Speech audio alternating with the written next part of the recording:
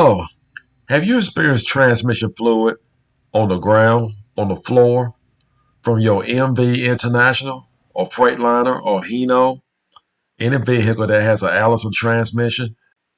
Take time to inspect this area here, especially if you feel vibration underneath your vehicle around your drive shaft. It seems to feel like it's coming from your drive shaft. Most likely it is.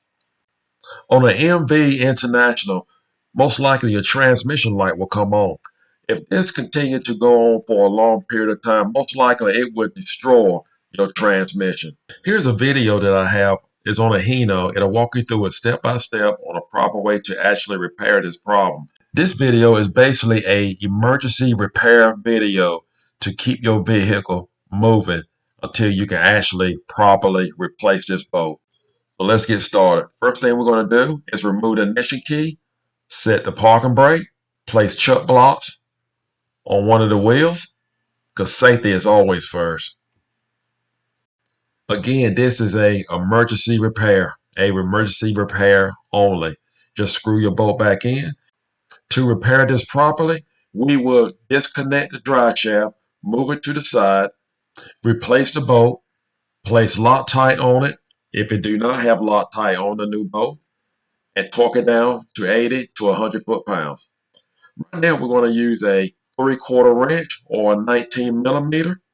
We're going to tighten it down as tight as we can get it. This will help to prevent your transmission from being damaged while you will still continue to work until you can actually get it to a shop. Once the bolt is tightened down, now we're going to double wrench and try to tighten the bolt as tight as we can get it. Follow your owner's manual for the proper torque for this bolt. Most likely, it's probably going to be around 80 to 100 foot-pounds. Wipe off your transmission fluid. Now we need to check our transmission fluid level. The proper way to check it, actually with the vehicle running, but you want to go ahead and check it before you start the vehicle up because we did have a transmission light on. After you feel comfortable with the transmission fluid, place back your ignition key, turn your ignition key, wait for the glow plug light to go out, and start your vehicle. Check and make sure your transmission light is out. We look good there. Next, we want to check and make sure we have no leaks. That is very important. So far, so good. That's what you want.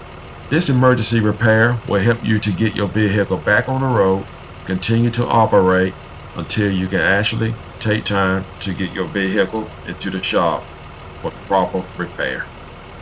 I hope this video was helpful, whether it saved you from damaging your transmission, save you thousands of dollars, or save you just from a tow bill.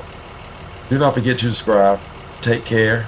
As always, God bless.